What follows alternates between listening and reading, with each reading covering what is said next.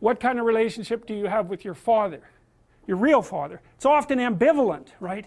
Because there's an element of him that encouraged you, hopefully, because without the encouragement of your father, man, the world is a dismal place. It's very difficult to be a courageous person unless you have your father in body and spirit behind you. It's very demoralizing. Like, it really kills people not to have their mother. They just don't recover from that. And I think people can recover from a fragmented father relationship, but it's the next worst thing. You know, because if your father rejects you or doesn't form a relationship with you, it's as if the spirit of civilization has left you outside the walls as of little worth. It's very difficult for people to recover from that.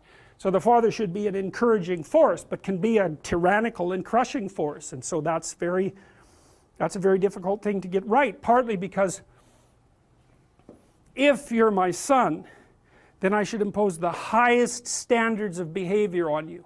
And I should always be judging what you're doing. I should be judging it with the aim of making the best in you come forward. But getting that balance exactly right is very difficult.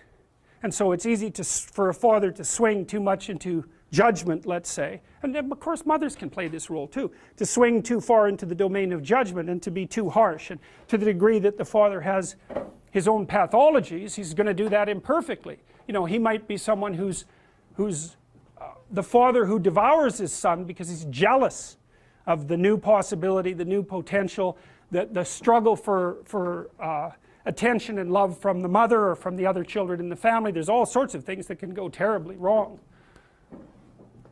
So that's the father as wise king, and that's another symbol that's been lost, I would say, to a massive degree in modern universities, because all we're taught is to tear that down. And to not even notice that it manifests itself everywhere, especially in the universities, which are like they're as close to an ideal environment as human beings have ever been able to create. It's as simple as that. And if you can't be grateful for the structure of the university with all its imperfections, then you're completely blind to this element of the archetype. And that's the opposite of it. That's the son that devours, the king that devours his own son. That's a tyrant. You know, that's like the mother who's too overprotective. It's the male version of that. And the mother that's too overprotective says, I'll never let anything happen to you. It's like, well, maybe you actually want to have something happen to you. You know, it's a bit of an all-inclusive statement. It's like, no, I'm going to make you strong so any number of things can happen to you. And when you need some care, I'll be there. But otherwise, like out into the world with you. That's the right attitude. And for the father, it's like, get your bloody act together. But I'm on your side. It's not because I want to destroy you or demean you or push you down in the dominance hierarchy, but because I want the best in you to emerge. And so you need standards. It's like, what are you doing wasting your life? There's way more than that to you. Get your act together and bring it out. And that's a message that people really want to hear if they have any sense at all. And generally they do want to hear it.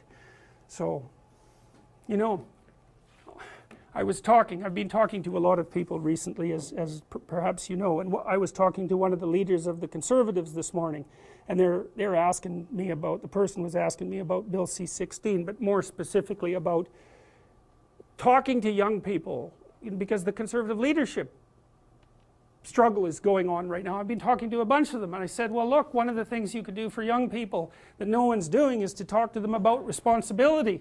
Because everyone talks to young people about rights. It's like, we need our rights. It's like, oh God, how many rights do you need? You know, really, like you have more privileges than any people who've ever lived anywhere. Well, it's so dull to hear that. It's so dull. It's so pathetic and what would you call it? It's so demeaning that you have to be protected and have your rights. It's like I said, there's a huge marketplace for responsibility. That's what you want to talk to young people about. It's like, get your act together and do something worthwhile with your life. For the first time in my entire adult life, the Conservatives actually have something to sell young people, right? They could sell them responsibility. It's like, well, why? Because that's where life has meaning with responsibility. The more responsibility you take on, the more meaning your life has. And the higher degree of responsibility that you agree voluntarily to try to bear, the richer your life will be. And no one's ever told that, and it's the case. You know, it's like you have 4 kids, say, Well, that's plenty of responsibility. You're going to have meaning. It's going to be rough, you know, because it's complicated. You have a complicated job and you try to help the careers of the people around you. You try to solve tough problems and aid suffering and do all of that. It's like, it's weight, it's responsibility, but there's glory in it, there's real glory in it, there's deep meaning in it, and young people are starving for that because no one ever tells them that. It's like, you're way more than you think, man. Stand up, do something difficult and heroic, right? Burst out of your bonds. It's like, that's a good message. It's a necessary message, because we have to be more than we are, because if we aren't, we're not going to survive.